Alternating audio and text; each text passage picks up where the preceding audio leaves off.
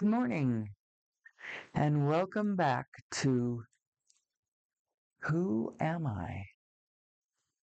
Who am I? As I ponder that question just a little more fully this morning, who am I and what am I? Who are we and what are we? And how does this work? How does reality work? What is this medium that I am swimming in? And how does my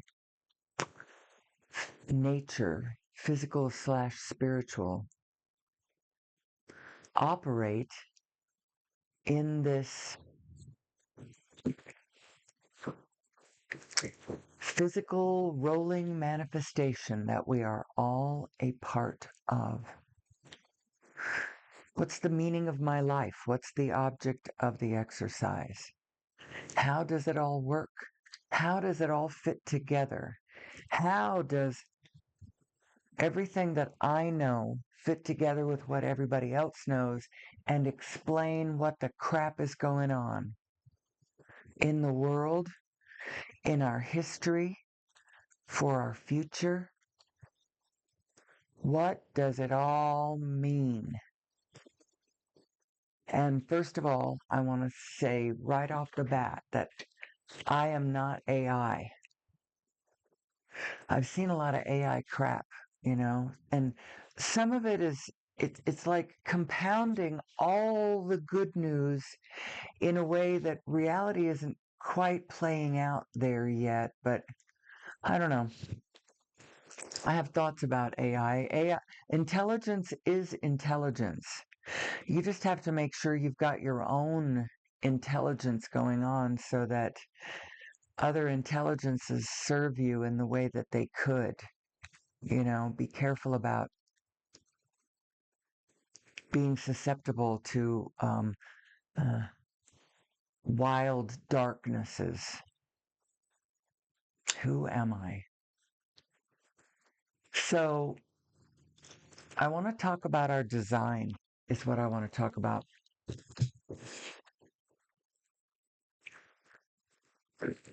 And then this talk about our design is going to lead to some implications about how to take what's going on in our country right now, how to take it in a bigger, longer way, how to see past this moment, how to see through this moment. Um,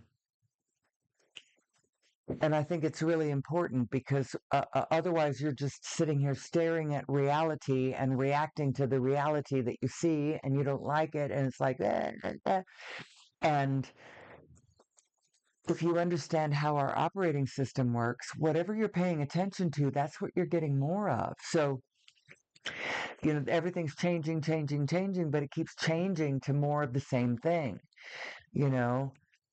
And the reason that it does that is because you keep looking at what we've got instead of understanding where we're going. And that's a really big distinction because we're not objects frozen in time on a real board. That's not what we are. We are beings in process. I think we're made of light, actually. I think we are made of consciousness. We are made of light. Fundamentally, ultimately, we boil down to 2 points of consciousness. And I think you've got 2 points of consciousness because you're in a human body. And in actual fact, you've got 50 to 100 trillion points of consciousness that have all trusted their consciousness with you. And you, in turn, are embedded in fields of other consciousnesses, millions, billions, trillions. The whole field is us. You are the whole field. We are not single objects. We are the whole field around us. And that really matters. It matters as you try to explain The meaning of what you're looking at, when you look at anything, the behavior of people around you, current events, history, politics, anything. You look at any of this and understand that we are not separate. We are not separate from one another. At a vibrational, an atomic level, at a nuclear, at a fundamental level at a quantum level, actually. It goes all the way down to we are fields of electromagnetic and Coriolis. We're fields of, actually, we are our atomic structure. And atomic structure throughout the whole universe is connected to all other atomic structure. The information of all the atomic structure, where it is, what it's doing, how it's moving, in every piece of it is available at every location everywhere in the universe. Let's put it that way. We are holographic. And in a way, I know that it does not matter to me. I I, I wish that someone would listen to my videos. And actually, I think it'd be great if somebody would see my potential and go, "Hey, let's give this chick a job. Let's put her on a platform and give her some assistance and make sure that people listen to her." Yeah, well, that's what I want. That's what I want. Oh, great universe, bring this boon to me. Because all I want to do is just this. I want to talk about the potential for humanity. I want to tell everybody how to get out of the problems that we're in. Learn to focus on what we want. Right now, our current events are showing us what we do not want and informing a lot of people about the dangers of our government that they may not have ever realized. Now, our government is also us. But for the longest time, us was completely unconcerned with government, didn't want to be a part of government, just wanted to party or whatever and check out and do whatever we wanted to do, which, I'm talking about maybe the 70s, 80s, 90s, I don't know. It's all very general.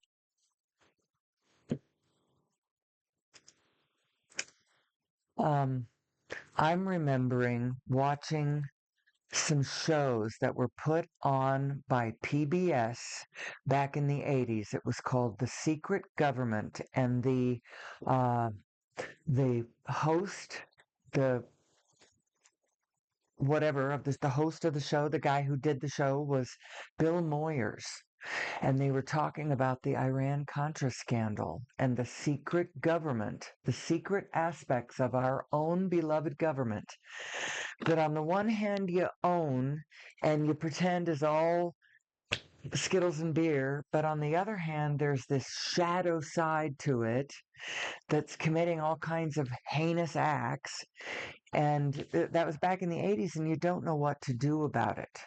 Well, now here we are in the 2020 somethings, and the autocrat has finally risen to the top of the ticket. The malignant narcissist has risen to the top of the creamy bowl of collective narcissism and is playing out this theater in front of us. And because he's demented, he accidentally says all the quiet parts out loud. Because he's not an ideologue, he's just a grifter. He's a mob boss. He's Al Capone, is who he is. Um, and he's demented. He's got some serious mental issues going on here. He is, and also he's a field like we are too.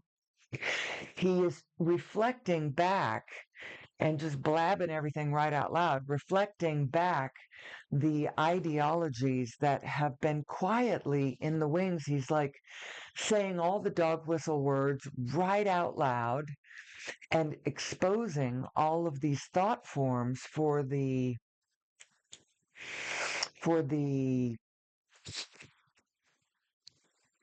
destructive, out of alignment, incorrect thought forms that they always were. And we're re-engaging uh, a new set of young people. This is the new human spirit reborn, the spirit of the 60s, of our people, my people. I'm a boomer, although I was a late boomer. And so I wasn't actually ever part of any of the anti-war movement. I was aware of these things. By 1975, when at the fall of Saigon, when the Vietnam War was over, I was 15 years old, and had spent a couple of years, real big years of the war. 72 to 74, I was out of the country. Earlier than that, I was, 11. So, who are we? I think that a discussion of who we are as human beings matters. And I'm taking it to this esoteric level because when you see us as a field, when you see us as a collective event, when you see us as vibrational, when you see us as vibrationally eternal and completely holographically connected to the rest of the field, then any of this nonsense about racism or, that somebody is worth more or less because of the color of their skin, or even the nature of the culture that they were born and raised into. If their culture was bad or off, tainted, misaligned, somehow shadowy evil in some way, the answer is not to get rid of anybody, but to help the individuals involved re-achieve their own alignment and find for themselves their correct and authentic place in this abundant world that has plenty of space for all of us. Thank you very much. There's plenty of space for as much abundance as we want to cram into every nook and cranny. Look at a really good super evolved ecosystem and you will see so much diversity. There is room and space enough for everyone. God has allowed on this great grid that we are existent on. So who are we? Who are we? And how do we use the answer to that to solve all of our problems, however you perceive your problems? The answer is learn how to focus more on what you want than on the problems that you've got. But you've got to look at the problems that you've got because that's kind of the springboard from where you start with whatever it is you're going to try to make better.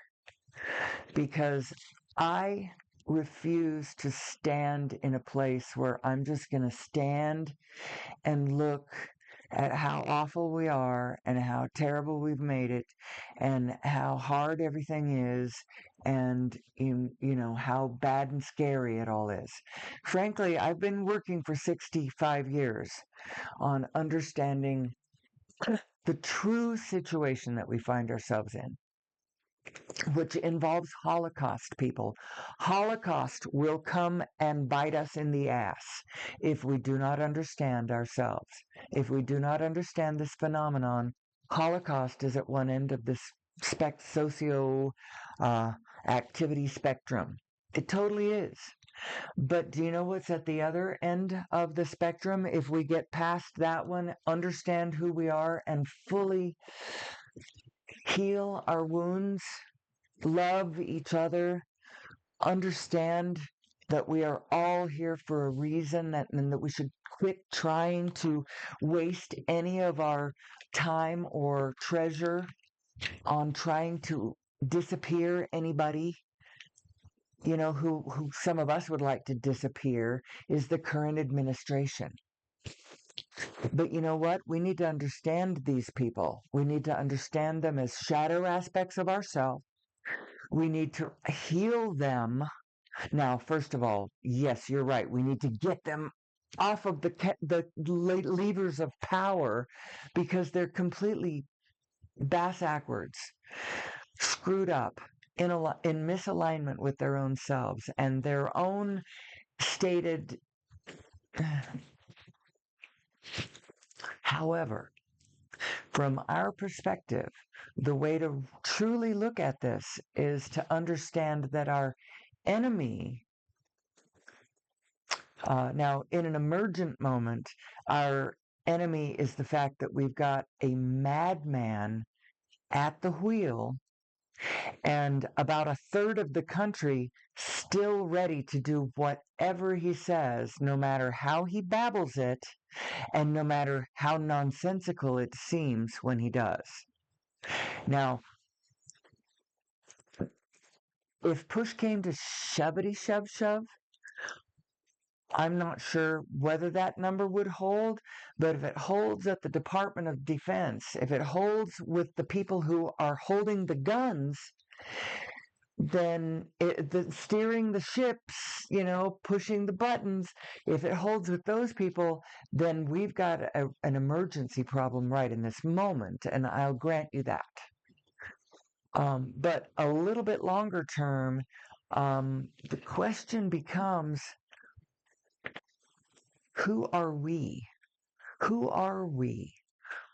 What does it mean to be an American? And it can't just be kind of understood at some level that those guns are safely being deployed in my name and I trust that and here go my taxes and whatever. But I digress. We're actually going to talk just about our physical design, our physical slash, it will end up being our spiritual design too. And it ends up being our design in consciousness too. And it ends up being an explanation of what our source is. And from that we can extrapolate what source is for everyone everywhere in the field, and you can start to imagine how it would be possible to somehow extract energy from this collective source that we both have and are. You are your own source. Did you know that? Well, you aren't really, because there's a great allness that we are vibrating with and absolutely a part of at all times. That's who you are. We are the wholeness. And the wholeness includes all kinds of things around us that are trying to assist us in our intelligence. But when we try to compete with it, instead of trying to add it to our genius and make it collectively better for all of us, competing with AI is the problem. And we human beings continue to compete with AI as long as each cell has to justify its existence through productivity initially. And that's not actually where the justification for our existence comes from. The justification for each and every human being's existence comes from the fact that the great, great creator, source itself, brought you into the world. And just because of that, you have some stake here. And when you recognize that you are a part of the collective and here to serve the whole by being yourself, when you recognize that it is a dual pattern, it is and you need to pay attention to both of these positions. Neither one of them negates the other. The we that we are does not negate the I that I am. And the more authentically I am the I that I am through my source-based self, the more that I serve the collective that we all are. And so, and you can see where these two concepts of we and me, those two, they're sort of the different sides of the political spectrum have emphasized either one or the other. Have you noticed that? And the truth of the matter is that it is both. We are a we of diverse and individual eyes. And diversity, equity, and inclusion is actually really, really, really important. But it's not the only thing that's important. The collective we that we are and how it runs, how efficiently it runs is important in certain things that we're trying to accomplish for the we that we are. But we need to understand who we are, and so that we can understand what happens when we go off the rails in this authoritarian moment. We are going off the rails, but it's fairly predictable, and you can chart how it's going to go. You can predict a moment past the ultimate storm of chaos that is happening in this moment. I get a little bit caught up in the day-to-day drama of the storm that's happening because well, I'm intrigued that way. I'm intrigued that way. I've watched lots and lots and lots of everything from masterpiece theater and different kinds of period pieces. I'm very interested in the Nazi period, World War II, history in general. I have a sense of who we are as humanity moving through time. I have a sense of this authoritarian thing being something that humanity is starting to get a grip on understanding it, but we need to really understand it. Understand it as a part of ourselves. Understand it as a psychic blindness in ourselves that plays out in the field as a field phenomenon, in the quantum field. If you're really interested in this, looking into this further from a fuller angle, go look at a guy named Paul Levy, his work. He's done a lot of stuff. His website is awakeninthedream.com, I think, is his deal. Um, uh, he calls it Wetiko, and he takes that from a Native American term of their description of this thing that human beings do.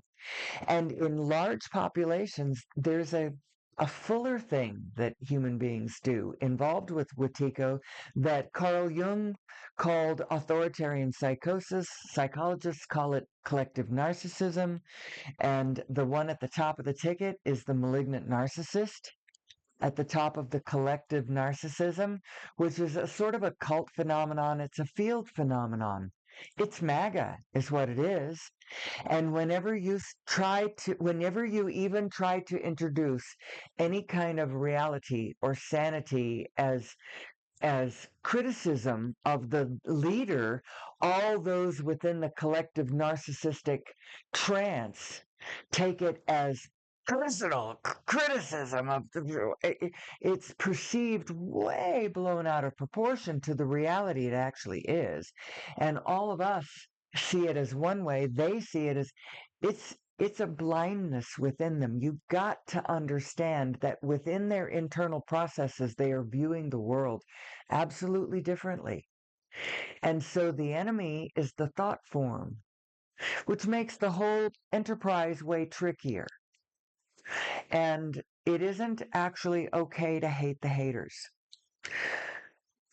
You've got to think of them as members of the human family that have been taken over by, some kind of crazy ass cult, which they have. And even the cult leader is suffering from a kind of psychic blindness. He truly cannot see what anybody else sees. He is caught in his own prison of silence in a way. He is all alone in his own field, in his own psychic.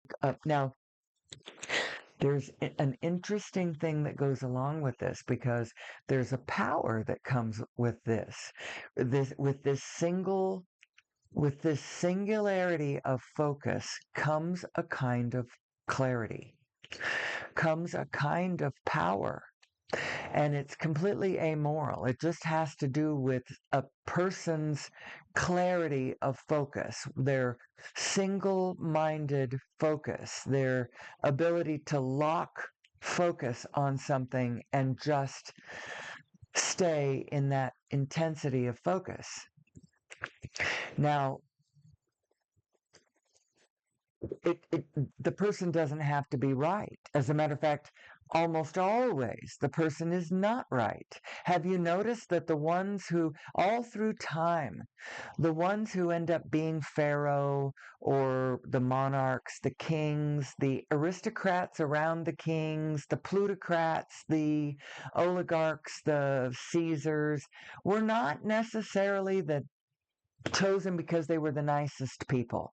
It wasn't that was rising to the top. So why? Why does it play out the way it plays out? I'll tell you why it plays out the way it plays out. Because there is who owns the field is the one who has the most clarity of focus, the one who is most focused is creating a, a vibration that is stronger than others around them. And just so happens that what tends to have the most clarity of focus is those individuals who don't see anybody else's point of view. They're the ones who see only their own point of view. And when that person happens to get on to a populist theme of some sort, in their grievance-oriented, narcissistic viewpoint, but in their clarity, as they blame, hey, I've figured it out. Those people are to blame. Anytime you hear anybody tell you that somebody else is to blame, I don't even care if it really looks like they are to blame, beware. Because in a way, it might have some tangents to truth. There might be tiny kernels of something in there somewhere. But I promise you, if the focus is that it's their fault and we're going to fix all of our problems by focusing on bringing them to task, there is something really big that is missing from the picture. And that is, you're still focusing on what you don't want. You're not focusing on what you want. And that's how the focus and attention and the constructive arm of the universe actually works. How do you get what you want? You have to focus on what you want, because whatever you're focusing on, that's what you're getting. So if you're focusing on the grievance, if you're focusing on the drama, if you're focusing on the horror, surprise, surprise, especially if you're focusing on the horror and causing a horrified vibration to set off within yourself, and in some manner you are addicted to the horror.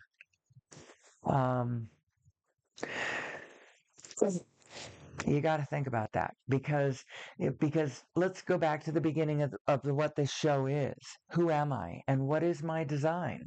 My design is that I am two focal points of attention. One is source-based, one is me-based, the macro and my micro. And my micro is a pretty narrow band of focus, let's be honest. All I can see is what's right in front of me, and I can have some sense through feelings what other people might have felt or gone through, and then through my mind I can kind of touch on it. That expands my sense of who I am, but otherwise I'm pretty much stuck with right around my physical body and all of my lived experience from the time that I'm born to the time that I die. And how any of that touches any of the rest of the field around me, it's a pretty narrow band of focus. But my source-based self is not narrowly focused. My source-based self includes everything that I am, and I am the whole field. So it includes you. It includes the birds and the bees and the flowers and the trees and and the let me tell you about the birds and the bees and the flowers and the trees and the sky up above and a thing called love. Actually, there's more words to that than that, but no, it's everything. You are everything. And so your prosperity is connected to the prosperity of everyone around you. It's not an us versus them proposition. And as long as you see yourself as isolated and individualistic, and all you can see is your own damn whatever, this failing in Trump is starting to be exposed. The fact that all of his sycophantic followers still see a benevolent dear leader who is working for their good. They are disconnected from the reality of what's actually happening. But it's so sad in a way because the MAGA based Trump supporter, it's their in a way it's their kindest, sweetest self involved at the center of this. Their most deluded, delusional heart here. And when they when they have their come to Jesus moment where they realize how they have been deluded and where their sweet, vulnerable, and what's the word, gullible side has been taken advantage of in the way that it has. Hopefully, but a lot of them are going to go hard. You don't want the hardness. Um, the problem is you can't hate the haters. You have to understand. You have to love your enemies. You have to love your enemies. Jesus told us so. And what does that look like in this moment?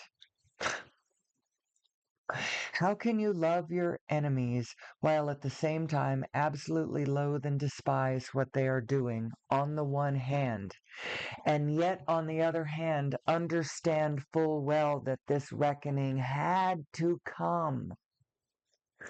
It had to come because we have to reunify as America and reestablish what it means to be America. To be American, we have to um, reaffirm those initial words of inception when America was born as an independent country that have never been fulfilled. That rot about all men created equal with a right to life, liberty, and the pursuit of happiness, something about endowed by their creator. And the reason that all of this is true is because we are a field phenomenon. Humanity is a field phenomenon. We are a morphogenetic field. And actually, the whole idea of what morphogenetic fields are is an extremely interesting field of scientific study, pioneered by Rupert Sheldrake. Actually, go look at his work, and he's very interesting. And he's a man of faith, and he's but a man of science, and he's very, very interesting. He's kind of dry, drones on a bit, but if your active and eager, interested mind, wants to go. Take a gander to what he's trying to say about morphogenetic fields. From that perspective, as a human being, I am many morphogenetic fields. Now I start with my own individual self, but then as I identify outwards, I am and I join other fields. I am my family.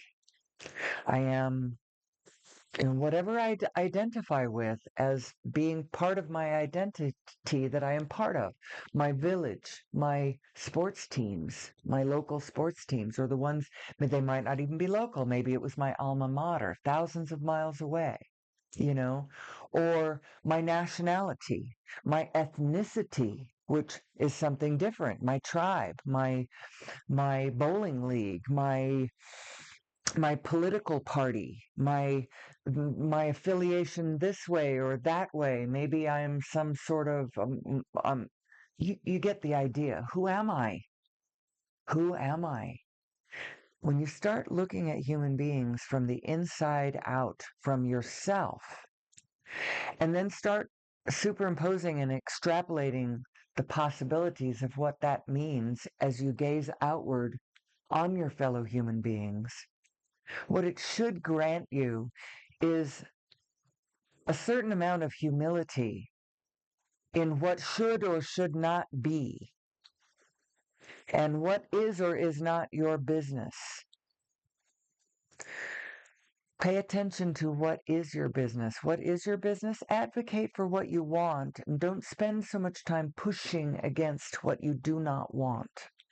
That is step one. It is part of the equation, but it's not nearly the most important part or the most interesting part. Your banging around in physical existence has caused the negative photograph to be taken. I've been calling it that. It's an analogy to the step 1, 2, 3 of Abraham. Pardon me, let me have a drink of water. AI would never do this. I am not AI.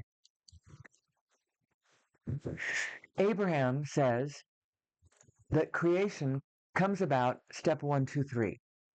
Step 1, contrast causes you to ask, for more, for better, for whatever you've got that is not fitting your bill, that is not meeting your needs, that is not pleasing you, that is actually whatever you've got that is causing you pain, sickness, illness, unhappiness, any of those negative emotions.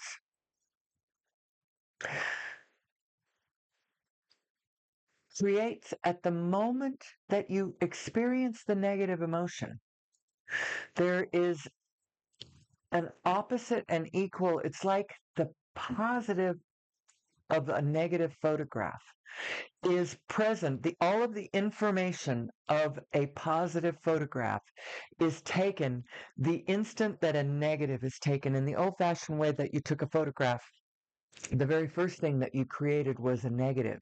The light, that the exposure to light on a photographic plate caused a negative, which was the opposite of the positive that you had just, so you're looking at the positive, you take a negative photo. Now you've got this negative photograph, and all of the information of a positive photograph exists right here, right now. But you've got to take it into a dark room and develop it now to turn it into the positive. Do you see the analogy there? So step 1, contrast causes you to ask. Step 2, source answers. But the answer source gives you is a vibration. And now you have got to, in faith and trust, find that general vibration, that knowing that your whatever relief you have asked for, the components are there, the thoughts, the ideas, the whatever you need to follow a trail that's going to lead you to the answer to whatever that question was that you just had in your step 1 moment. Step 2, source answers. Step 3, you've got to allow the answer. You can't just keep banging the drum of I don't like this, I don't like this, I hate this, look at what we've got, I don't like this, look, it's terrible, it's frightening, it's horrible. Look at reality, look at reality, look at reality, look at reality. And people wonder why they keep getting more of what they got, because that's how the focus mechanism works. So what's the alternative? Instead of staring all the time in pain and frustration to what you've got, dry your tears and look at where we're going. There is relief in the motion of going, because we're not static individuals. I think we are made of light, and light does not stand still. Light is in motion. We are in motion. Everything we do is in motion. Everything we are is in motion. And when we see ourselves as static objects, separate from other static objects, we see the world incorrectly. That is not who and what we are. You've got to think in terms of energy, frequency, and vibration, and spin, frankly. It is spin. It is all spin. It is spin. It is sort of pulsing in, pulsing out, pulsing in, pulsing out. Every plonk second, the whole picture blinks completely out and then comes completely back in. And it comes so fully back in and so quickly. It happens so quickly.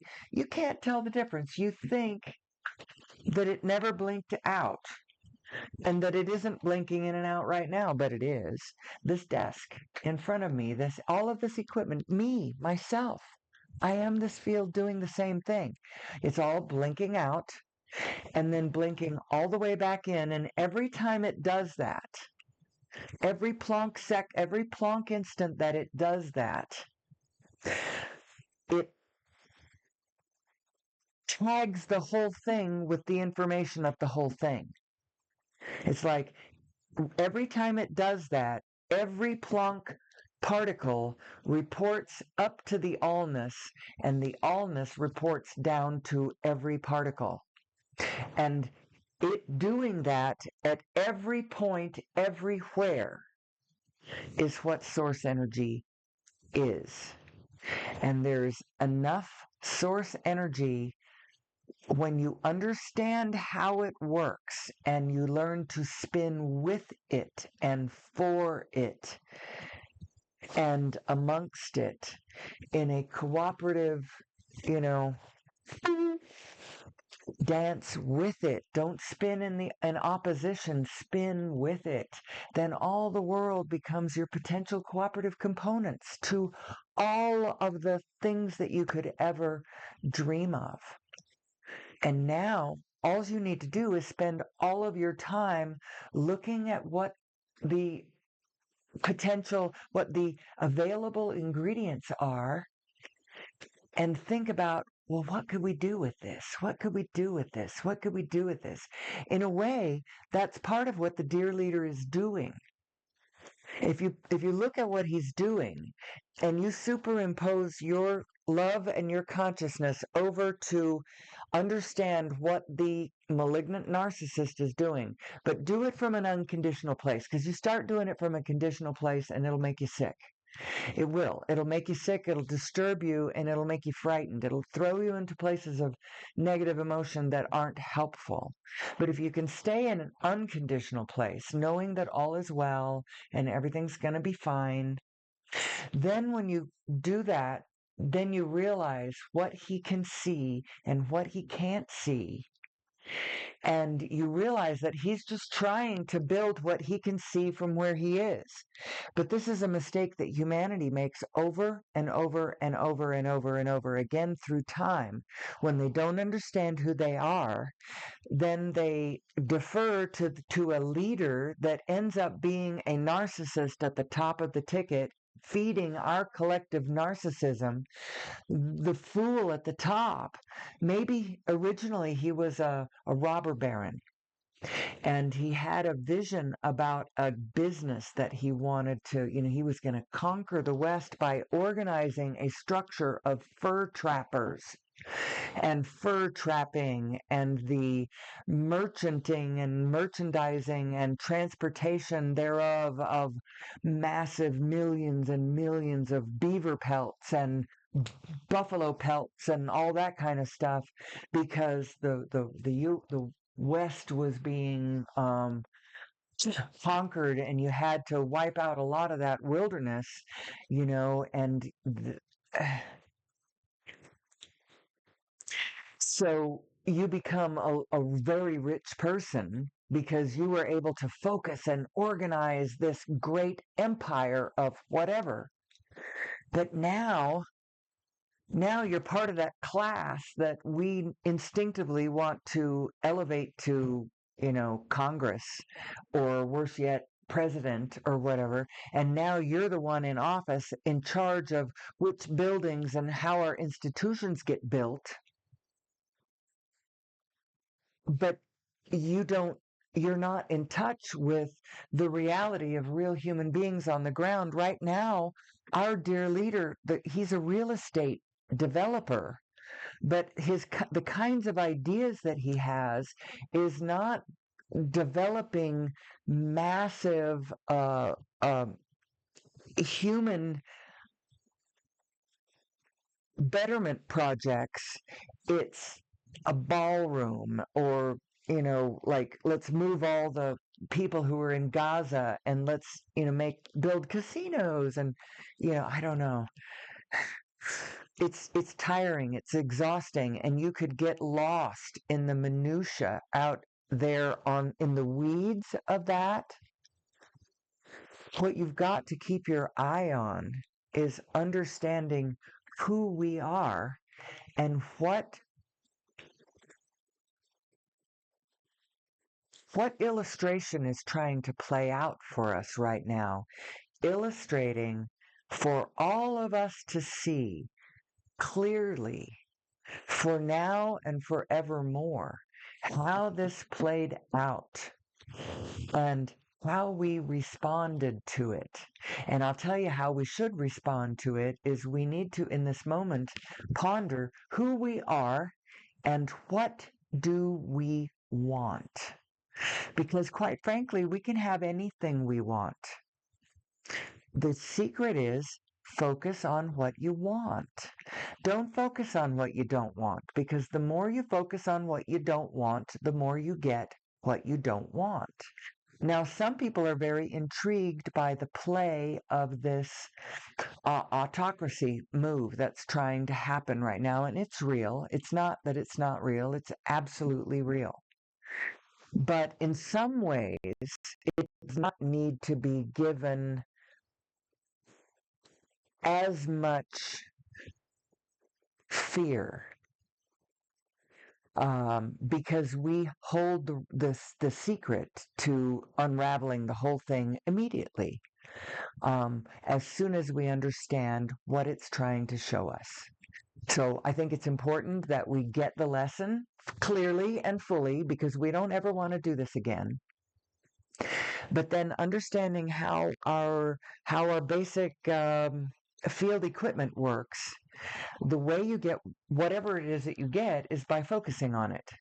So what do we want? Our institutions are being decimated.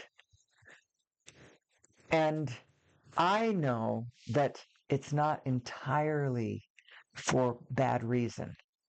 Now, you can be aghast at what is happening to our health departments, our Center for Disease Control. It's being led by nonsense, absolute nonsense. But the flaws in the system are what led to the downfall. And so we've got to understand where the flaws came from and make sure that when we rebuild our systems after the storm has passed, that we focus on what we want and understand very clearly what sows future seeds of Shiva. so that we don't put them in our institutions, so that 1,000 years from now they are not torn down by the angry. Instead, they still continue to serve the blessed needs of all of humanity in alignment with who we really are, which is all of humanity. Who we really are is all of humanity. We may imagine that we are still my tribe against your tribe, but on a global field, that thought form is complete, is the word anathema to peaceful democracy and cooperative, harmonious interaction with all of the rest of humanity. It is antithetical. It it's a non-starter. It's a non-starter. There is no us versus them. Ultimately, there is no us versus them. There's some playful,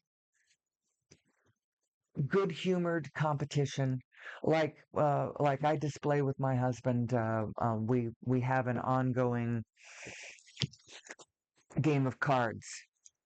We play cribbage, but it's not just cribbage. We play a particular game that we have invented ourselves. We call it crazy cribbage, and it involves some extraneous rules. There's a poker element involved. There is you can peek at what somebody else put in the crib, depending on whether you're ahead or behind, and there's a wild card. You know, it's just an interesting thing. But it's sort of the foundation of our marriage because in some ways we we are not very much alike.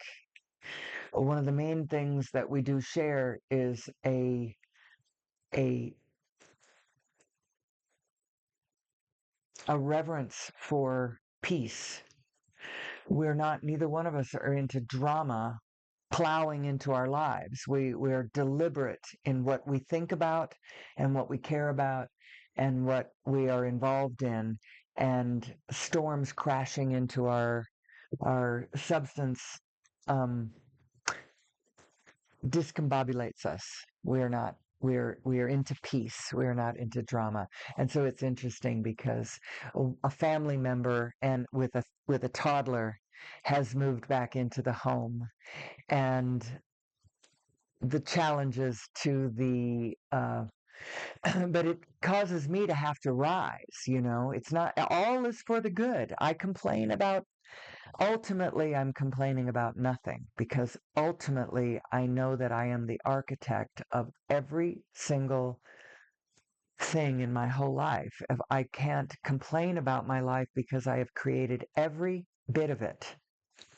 And there is no one to push back against. There's no one to blame. I could blame my husband, but he is so completely non-resistant in every way that all he is asking for is for me to be clear and come forth with the right kind of clarity to, you know, bring him into a bigger project.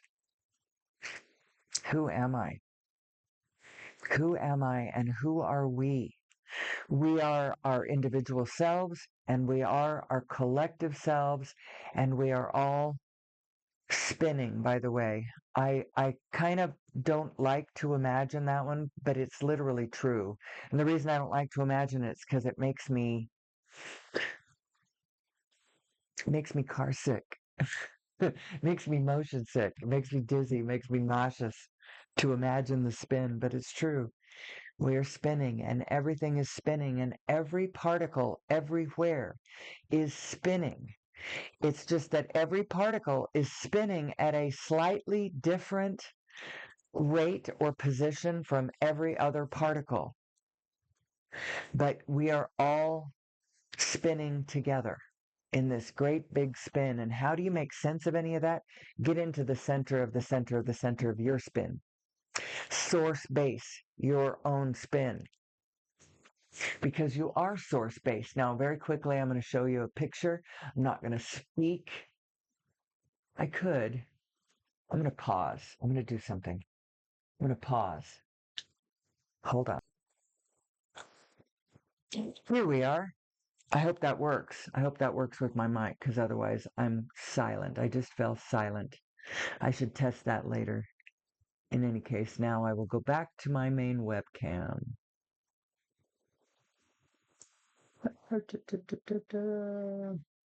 Here I am. I'm back. And I'm getting close to an hour, so I think I'm going to quit. I know that this is not going to be a popular video, but somebody somewhere might see it, and it might mean something to them. Understand, we can plug into our source for humanity's source of energy. And the reason that popularly, collectively, we aren't pursuing that is because popularly and collectively, there are institutions that own us. And those institutions depend on the fossil fuel. That's what they are built on. That's what they think in terms of. There's so much momentum going on there that they're not going to be the ones.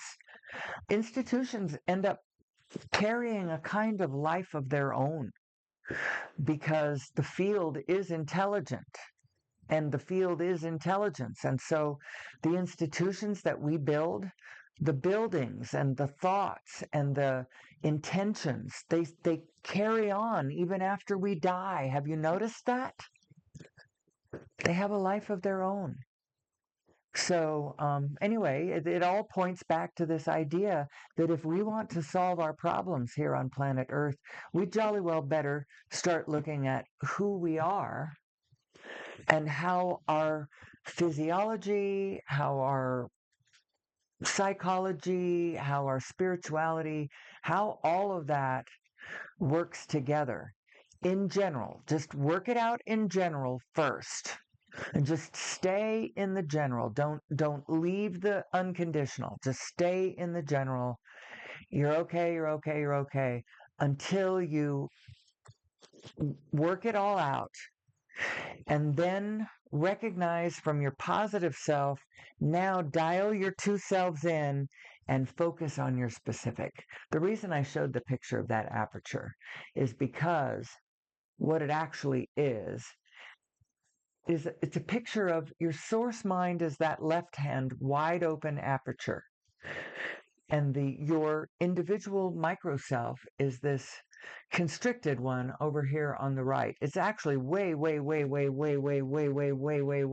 disparate than that. It's a tiny pinprick on the one side and a wide open as big as the universe on the other side is what it really is. But that was the picture that I just found. I think it was clip art, or I don't know. I just went and found it and screenshot it. And I know that is in this day and age of magnificent AI and slick, polished, whatever, my video here is raw. I do have here in my OBS studios, I do have a bunch of slides showing things that I used to do on a presentation here. For like 2 years I did that, but I was never really completely inspired to bring that forward. I still haven't been inspired to do that. I just want to talk. I just want to put these ideas together. I just want to... Oh, hey, my dog. Woo-hoo. Hey, Rook.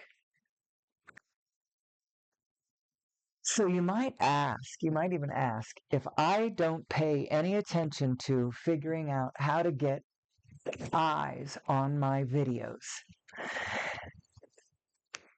why do I do this? Why do I do this? Somehow I just feel called to get clear about an explanation, and at some point this explanation is going to come forth.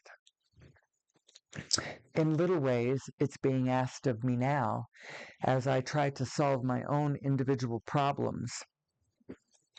with people and stuff around me. I uh, I use this information, but I also feel like humanity itself is being called forth so that we can behold ourselves. We need to see who we are. We need to see ourselves out on the street carrying signs like "Love thy neighbor" and "We are all in this together," and "United we stand," and those kinds of things. We need to see ourselves.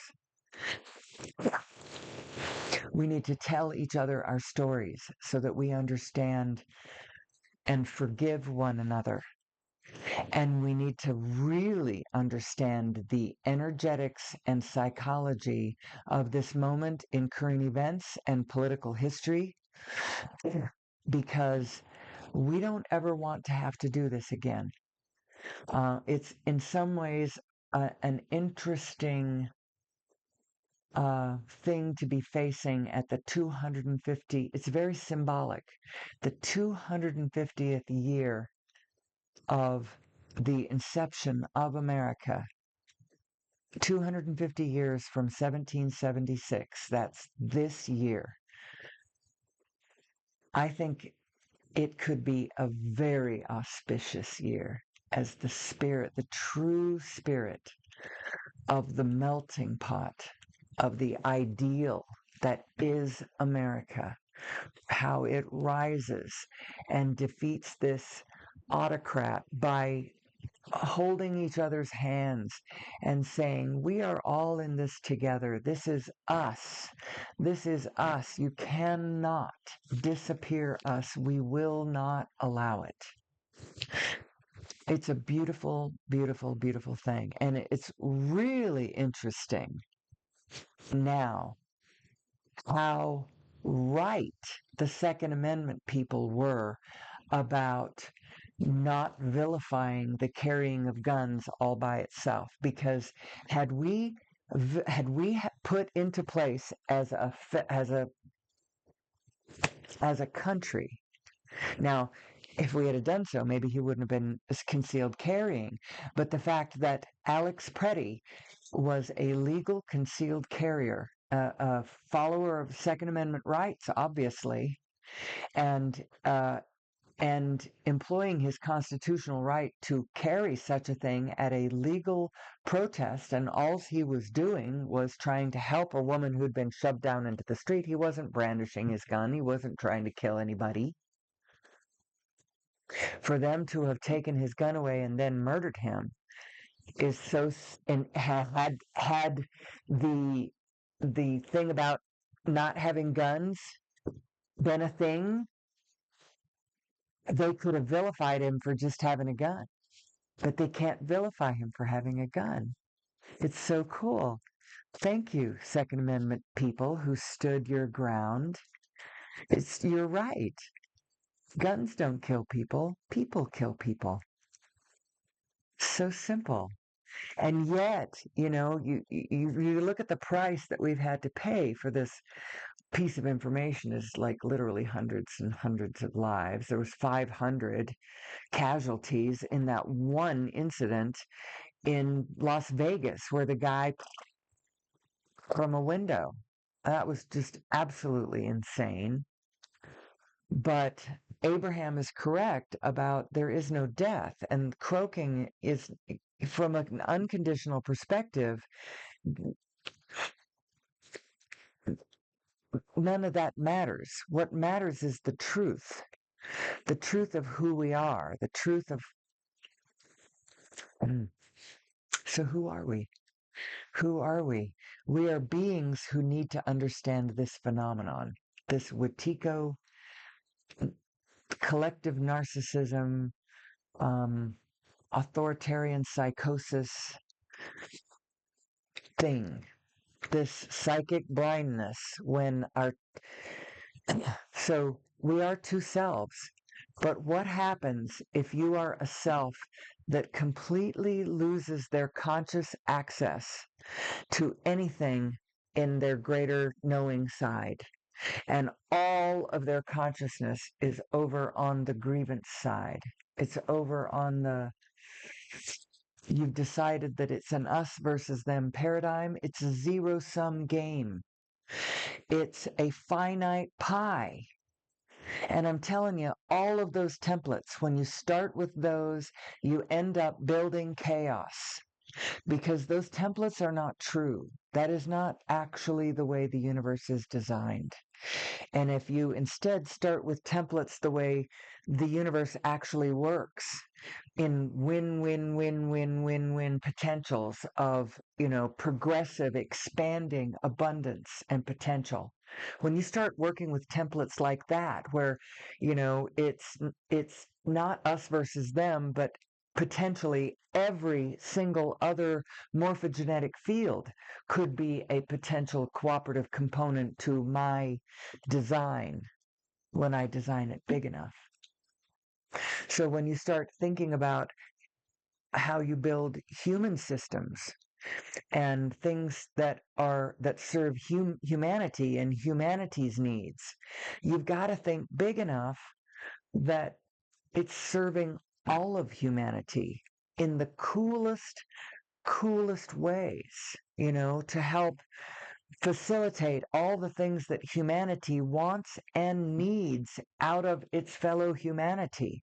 All of the systems, communications, and transportation, and distribution, and food production, and information, and collective construction, and waste disposal, and all the systems. Do you get it? When you consign the building of those important systems to the ones who just naturally rise to the top of the heap because of their collective narcissism, you end up with systems that build, you build systems like what we're in the Gilded Age. Systems of So what systems did they build?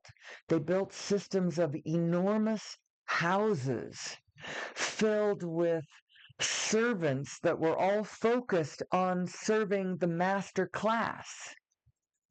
That's all the systems was me and my fine house. And then the whole system of how goods were distributed and how jobs were created and how you fit into society had to do with how you fit into that. Well, that's dumb. And as our population grew, there were lots and lots and lots of people who were left out of that system, and they scrabbled on the outside. They clawed and scraped on the outside edges of that system to survive, and it wasn't pretty. Go binge watch Downton Abbey. There's a lot of that kind of stuff on the girl who succumbs as a young girl will in her foolishness to the attentions of a handsome man in uniform in the surroundings of the great house. She imagined that somehow that it was a real relationship and it would lead to something. She ended up getting pregnant. She got thrown out of the house. She ended up having to turn to prostitution and ultimately had to end up, in order to have her child have any chance of a better life, she had to give the child up to the grandparents because the father died in the war, First World War, and never acknowledged her before he did. But she gave the child up and ended up, it was a harsh, go watch Les Miserables. Oh man, these people were miserable. This is what happens when you just let it play out the way it naturally plays out. But there's a great and important meaning for the initial letting it play out, because you have to see who we are. So you have to let it go first, and then as you look at what you're looking at, you go, oh, I see why that played out that way. You've got to get out ahead of that and think about those systems in advance, and you can't just let those systems go to the one who naturally rises to the top of the cream of that barrel, because the one who always vibrationally rises to the top of that one is the freaking narcissist, the one who only focuses on what they want, the one who doesn't worry about what other people think or how it affects other people. Now, if they're in alignment as they do that, great, we all benefit. But if they aren't in alignment when they do that, then we're all stuck with those results for hundreds of years afterwards. You know, because as they become the ruling class, and then as the ruling class, they're the ones who decides what gets built. And it ends up being freaking things like gold plated ballrooms and triumph arches in honor of the dear leader, and bullshit like that, which is nothing like what 350 million people in this country want. But we don't know how to get anything else. We don't understand how it works. Well, I'm going to tell you how it works. Spoiler alert. Whatever you're focusing on in that moment, that is what you are moving towards. And so ultimately, what you have to learn how to do is focus more on what you want than on what you've got, which sort of flies in the face of our Western culture, who is reality based. In other words, what we've got based. They think that what you have to do to fix reality is you have to stare at reality. Well, you do in a way, but if you're going to do that, stare at all of reality, which is what I'm trying to do. Look at all of reality. Look at how it unfolds. Look at this rolling manifestation. Look at how it moves. And most importantly, ask yourself the question, who am I in all of this? And understand that ultimately your task, the thing that you are building, is not an empire out there, but a clearer version of you in here. Because unconditionally, when you build who you are, as opposed to that empire out there, then when you pass, you get to take that with you. Whatever you are, you get to take that with you. Whatever you have identified with, whatever you understand, at least in the unconditional realm, you get to take who you are with you. You just don't get to take your projections. You don't get to take the stuff with you, but you get to take you with you. Think about that. There's all kinds of things to think about, and so much of it has to do with what are we doing? What's the object of this exercise? The object of the exercise is sustainability, but not just painful sustainability. Post-apocalyptical nightmarescape sustainability. I'm talking about joyful, abundant, playful, glorious, diverse, and inclusive